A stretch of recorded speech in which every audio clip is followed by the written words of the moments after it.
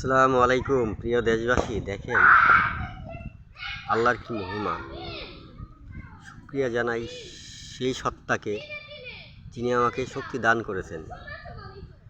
কালকে যে শক্তির অহংকার এ আওয়ামী লীগ করেছিল, দাম্ভিকতা, তাকে টলাইতেই পারবে না। আমি বলেছিলাম সেই সময়ই যে আসলে আল্লাহর উপরে তো শক্তিশালী কেউ নাই, আর আল্লাহ সুবহানাহু ওয়া তাআলা তো কোনো সময় জুলুমবাজদের দলে অন্তর্ভুক্ত হন না। অতএব আল্লাহর ফয়সালাই যথেষ্ট ছিল। দেখেন আজকে কি হইল। আজকে আওয়ামী লীগ নামক একটা মানুষ যদি রাস্তায় পড়ে মারাও যায়, কুকুরের মূল্য আছে কিন্তু তাদের মূল্য নাই। কুকুরের মতো তাদেরকে মূল্য দিচ্ছে না মানুষ। কুকুর যেমন মানুষ মায়া করে, এটা কুকুর মারা গেলে, কিন্তু আওয়ামী লীগ মারা গেলে আজকে কেউ মায়া করতেছে না। দেখেন অহংকার আর দাম্ভিকতা চিরদিন থাকে না। আমি আগেই বলেছি।